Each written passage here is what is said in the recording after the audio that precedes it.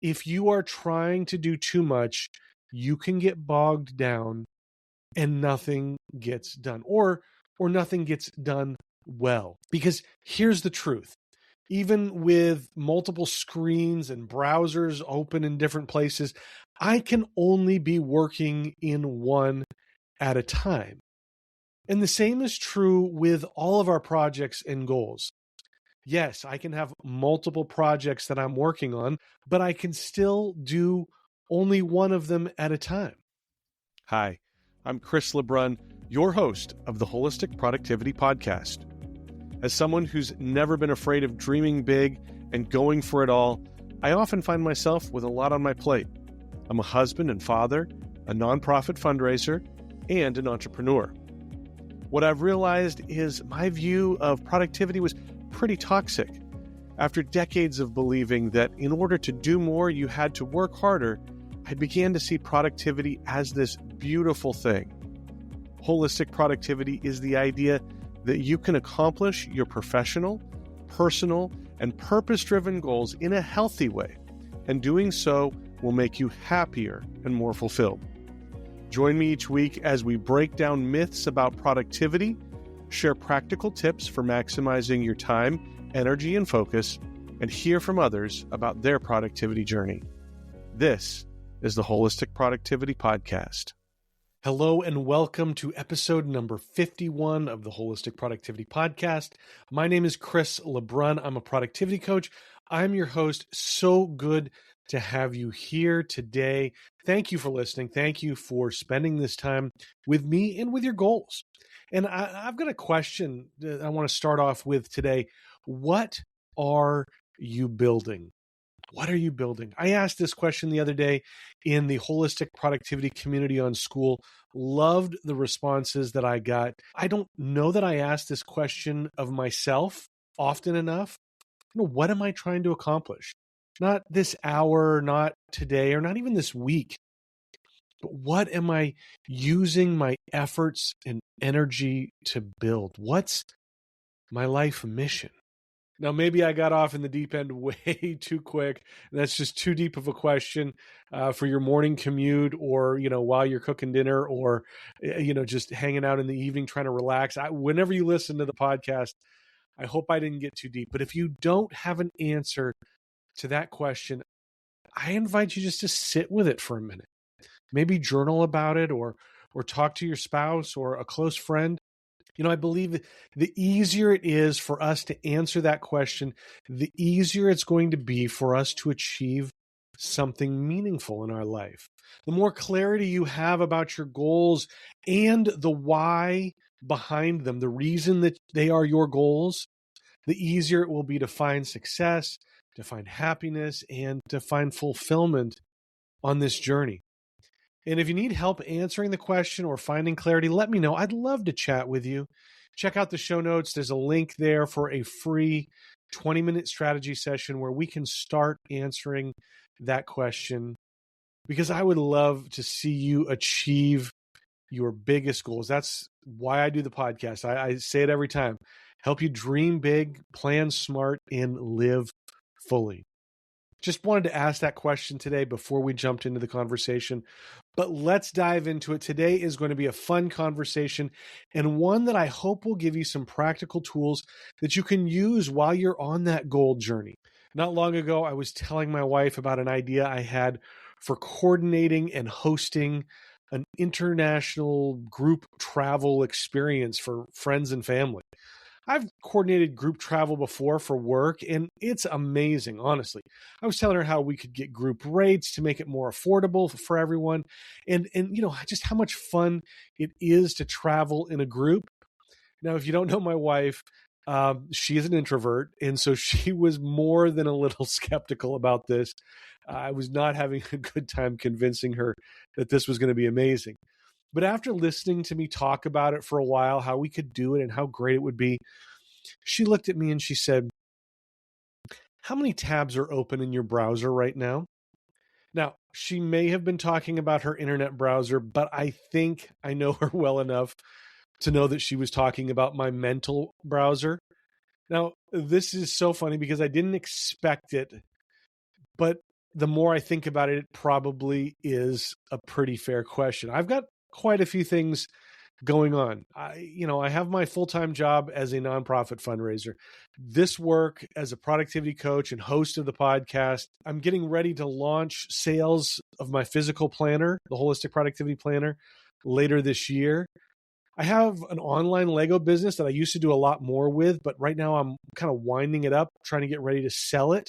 And so if you want to buy that, let me know. And I recently started working on another business idea that I paused over a year ago. Okay. Should mention I'm training for a half marathon. There's also the personal time, family responsibility. Let's pause here for a quick break. We'll be right back. If you've ever gone down the rabbit hole of trying every to-do list or project management app, you know how exhausting it can be. You download the app, you set it up, enter all your data, and then scramble to cancel it before the trial ends. Trust me, I've been there and it's no fun. That's why I love Efficient.app. Alex and Andra, a husband and wife team, have spent over a decade testing and reviewing software of all types so that you don't have to. Calendars, project management, banking, planners, email marketing, you name it, they've covered it with honest reviews and side-by-side comparisons. And they don't sugarcoat it. If a tool isn't worth your time, they tell you straight up. I've personally found their reviews super helpful when I was trying to sort through different project management apps. It saved me a ton of time and frustration. Best of all, they often have special deals on the tools they recommend so that you can save money. I'm especially grateful to Efficient.app because they've been supporting the Holistic Productivity Podcast since the very beginning. The best way to check them out and support the podcast is through the link in the show notes. So next time you're looking for software, let Efficient.app do the work for you. Trust me, you will not regret it.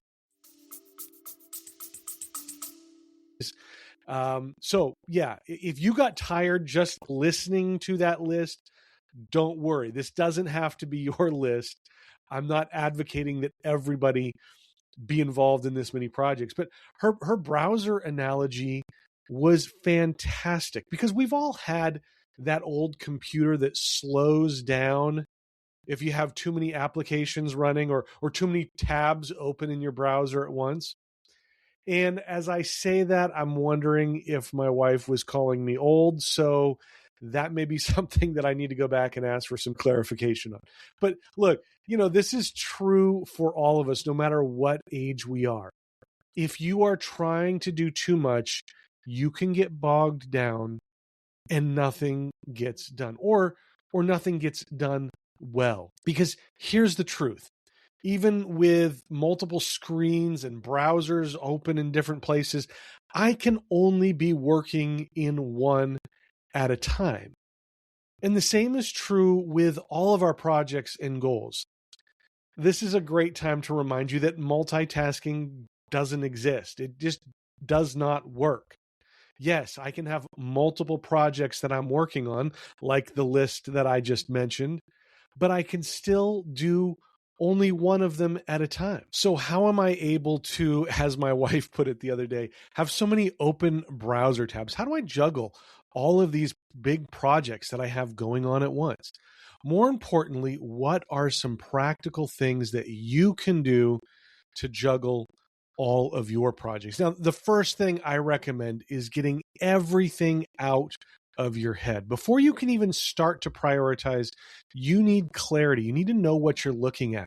Getting everything out of your head also closes the open loops that keep our brain going, even when we don't want it to be running. So grab a notebook or a piece of paper and list every active goal that you have in your head right now. I like breaking them out into the 3 pillars of holistic productivity. That's professional, personal, and purpose-driven. But list everything, the ideas, the goals that you have, the half-started projects, the wish list items, the things that you thought about and kind of tried to put out of your head, everything. If you've read David Allen's book, Getting Things Done, or GTD, he suggests using index cards or individual pieces of paper and only listing one goal or project on each sheet or card. This lets you go through and sort and categorize everything. Now, it really comes down to what you like, what's helpful for you. I prefer to use a digital note-taking app like Capacities because I'm able to categorize notes. I'm able to add links to websites or link several notes together if they're connected. And then there's a search tool that helps me find all those old notes. I'll put a link into the show notes for Capacities if you have not heard it. I've talked about it before, but it's just a great note-taking tool or a tool for your personal knowledge management system. Look, it doesn't matter how or where you do this. Just get everything out of your head and written down somewhere. Now, once you have a master list, start prioritizing each goal. I like to use something that I call the Focus Allocation Model. It sounds much more boring than it really is, but the Focus Allocation Model. This lets me know how much time and energy each project and goal is going to require. Now, there are 4 categories within this Focus Allocation Model. There are strategic goals, maintenance goals, development goals, and deferred goals. And we're going to run through each of those here and look at what they mean so you start to get an idea how this system works. Strategic goals are things you're actively advancing. These receive the highest level of focus. They have prime calendar space on your calendar. With our strategic goals, we are intentionally accelerating these goals during this season. And it's really important to note that I recommend only having one strategic goal for each pillar of your life. So a professional goal might be to launch a new marketing strategy. A personal goal might be completing a home renovation. Or one of your purpose-driven goals might be to write and publish a book. The key here is that these are goals that you are actively working on. They are priority for you, and you are going to give them the most time and attention out of any goals that you have going.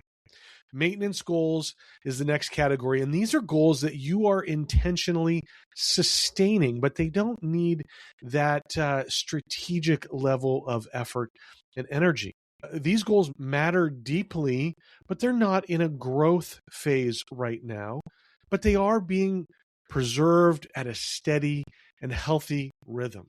Maintenance goals receive recurring focus, but a lighter time investment than your strategic goals. And this helps prevent regression and protect your long-term progress. Now, depending on your time commitment, you may be able to have 2 or 3 maintenance goals for each pillar of your life. So let's look at some of the examples of maintenance goals.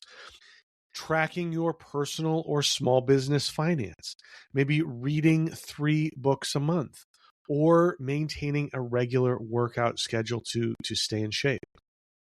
The next type of goal that we want to look at are development goals. These are things that you are researching or testing, but they are not yet operational. These goals might receive designated thinking or planning time because they're being evaluated for future promotion to strategic or maintenance goals. And because of that, we still want to limit how many we have. It's important to realize that we're not ranking goals by importance per se. We're looking at our level of focus that we're going to be able to devote to these. And this will change based on the season or the capacity, whatever is going on in your life. So again, just because something is only a development goal does not mean that it's not important. Here are some examples of development goals. Maybe you're researching an international travel adventure, or you're learning about a new hobby. You haven't started the hobby yet, but you're just learning about it to see if this is something that you really want to get into. Or maybe you're considering a new volunteer role. The final category is deferred goals, and these goals are still important.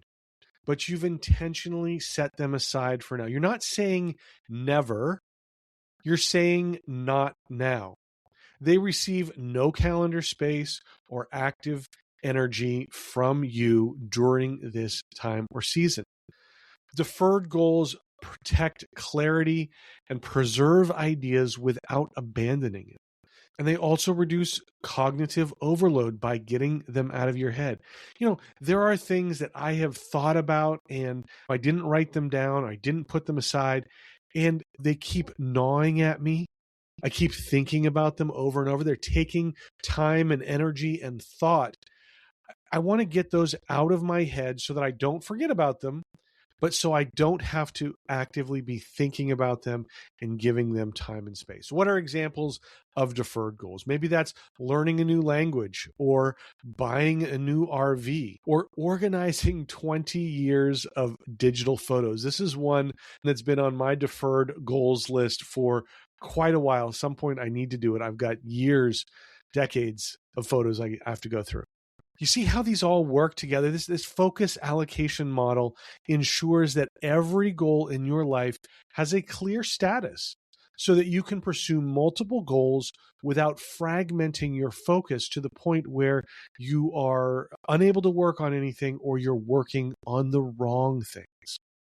Once all your goals are categorized, now comes the reality check. How do you fit all of your strategic and maintenance goals into your calendar? One step I do with my coaching clients is to map out a template for your ideal week. I love a good excuse to create a spreadsheet, and this is the perfect opportunity to win. You just put the days of the week in the columns across the top of the page, and then put the hours of the day in rows on the left. Now, you may be able to use one row for each hour, or if you want to get more granular, you could do one row for each half hour. I don't recommend getting any more granular than that. It's usually not necessary because this is a template and it gets too hard to manage if you get that granular. Let's pause here for a quick break. We'll be right back. Living with pain is no fun at all. Whether it's sore muscles from a workout, nagging joints, or even stress that just won't leave you alone. That's why I love Little Golden Shepherd. They make all natural butters from organic herbs and essential oils, formulated to ease pain, reduce stress, and even soothe sensitive skin. I use the muscle butter after tough workouts, and the joint butter is perfect for my knees, which somehow were bad even when I was a kid. I'm so grateful to have Little Golden Shepherd sponsoring the Wholistic Productivity Podcast. The way they support the show is super simple. Every time you shop through the link in the show notes, a portion of your order helps keep this podcast going. And here's the best part. If you use the promo code WHOLEPROD, you'll save 15% on your first order. That's promo code WHOLEPROD, WHOLPROD. Try Little Golden Shepherd today. You're going to love it as much as I do, and your muscles will too. Now start blocking out time, scheduling time for your constants. Put in the important things like your sleep schedule, your work schedule. Right now, we're just blocking your work hours. If you want to come back later and flesh that out a little bit with things like standing meetings or team rhythms, you can do that. Okay, but for right now, let's just block out your work hours. Now start to put in things like family schedules and commitments. You also want to schedule self-care time for your exercise or workouts or sitting on the deck and drinking your coffee in the morning if that's important to you. Now add margin or white space time that you can use for emergencies or anything that pops up.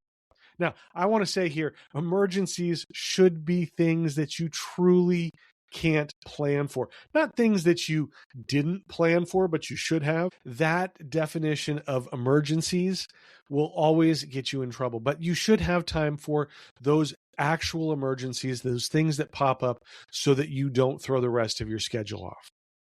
The next step is to look at what's left. And this is where my clients usually have their sort of aha moment, right?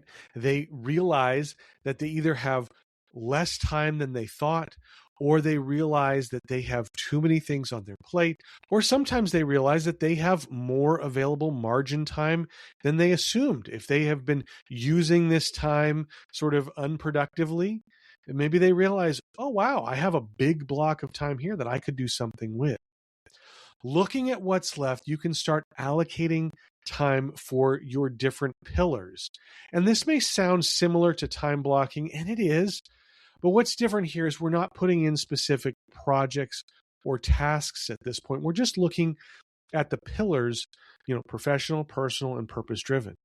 The other difference is that time blocking is an execution tool, and the ideal week is a capacity design tool. We're building a template for your ideal week. And you already have your professional time scheduled already. So what I'm looking here to do is put in time that I can use for my personal or purpose-driven projects. If you want, you can assign time for your personal strategic goals or your personal maintenance goals, but it's not really necessary at this point. You can do that each week when you actually schedule your projects. I do that during my Sunday Strategy weekly planning time. So right now you are just looking at when you have time for your personal or your purpose-driven projects. So what does my ideal week look like? Well, my biggest blocks of time are on the weekends. Saturday, I have personal time scheduled for my long run as I'm training for my half marathon. Sunday is for my purpose goals and when I work on this podcast. During the week, I have smaller windows of time, and that's when I schedule most of my maintenance projects and my margin time. Now, I want to underscore this again. Your ideal week is just a template. It helps you manage your capacity and allocate your focus before you assign ambition. An important question to answer is how many deep work blocks actually exist in your ideal week. If your purpose-driven goals need 10 hours a week, but your ideal week reveals that you only have 4 hours that are realistic, that's good to realize because you don't have a motivational problem. You have a capacity problem. And at this stage, you may want to go back to your categories and review them. You may be able to realign some strategic goals to maintenance goals. You may want to move more things to your deferred list because look, a not now list is a powerful tool for what you can actually accomplish today. Remember, the goal isn't to do everything. The goal is to design a life where the right things get done at the right time. And here's the thing. Overwhelm happens when everything feels equally important, when nothing has been ranked, and decisions are happening in real time. You're not behind. You're not unmotivated. You're unprioritized. And that's something that we can fix. So here's the challenge I have for you this week. These are 3 steps that you can take to start managing all the goals and projects that are competing for your focus and your time. And this is kind of a recap of what we've talked about today. So step 1, do a brain dump of all your goals and projects. Get them out on paper. Get them out on a digital note or a Word document or Google Docs. Get them somewhere. Get them all out so you can see everything that is on your radar. Now, step 2, categorize them using the Focus Allocation Model. Strategic things, these are things that you are actively advancing in this season or this time. Your maintenance goals are number 2, projects that you are intentionally sustaining so that you don't lose your progress. Development goals is the 3rd category. These are things that you're designing or preparing for. And number 4 is your deferred goals, projects that have been paused for a future season and are on your not now list. And step number 3 in this challenge that I want you to do this week, create your ideal week template so that you know how much time you have available. Start with the big things: sleep, professional projects, family time, self-care, and margin, and then see what's left and assign specific times to specific pillars. You'll get more granular when you're doing your weekly planning. Remember, this is just a template. It's not something that you're going to be changing every week, but it's a tool that you can use when you're planning your week to know where different types of projects have space in your schedule. So you don't have to reinvent that wheel every single week. All right, can you do that this week? I guarantee you, when you go through this process, you will have so much clarity and understanding about your goals and the importance that they play in your life and where they need to find time and space on your calendar. You'll have that ideal week template, and you'll be able to use that each week as you plan your week, and you'll be able to get so much more done because you've been intentional about your schedule. All right, I can't wait to see how that works out for you. Let me know. Drop me a note in the comments or somewhere. I'd love to see how you do with this challenge. Well, that's it for the show. Thank you so much for being here. Check out the show notes. Again, we'll have all the links in there. You can find that at holisticproductivity.com/51. And make sure you're subscribed on your favorite podcast platform or on YouTube before this is over. While you're already in the app, whatever you're listening to it on, just go ahead and like, follow, and subscribe. That way you will get all of the next episodes when they come out each Tuesday. That would be fantastic. And I'd love to have you rate the show. If you found it valuable, go ahead on that podcast platform or on YouTube, just give it 5 stars or whatever you think you need to give it. But I would love to hear your thoughts on that. And that just helps other people find the show and realize that this is something that people are getting value from. Make sure to follow at Holistic Productivity on Instagram, Facebook, Threads, LinkedIn, YouTube, and Substack. Lots of great productivity tips and motivation throughout the week. You don't want to miss that. And I mentioned this at the beginning, but join Holistic Productivity on School. We'll have a link in the show notes. Again, this community is so exciting to watch what everybody is doing, to see the goals that they are trying to reach and the life that they are trying to build. I would love to have you be a part of that. And so go check that out. Again, thank you so much for listening. I love that you are here because my goal, the reason that I do this podcast, is to help you achieve your goals, to help you dream big, plan smart, and live fully. And I'm so excited for that to happen in your life. I can't wait. All right, take care. We'll see you next time. Bye.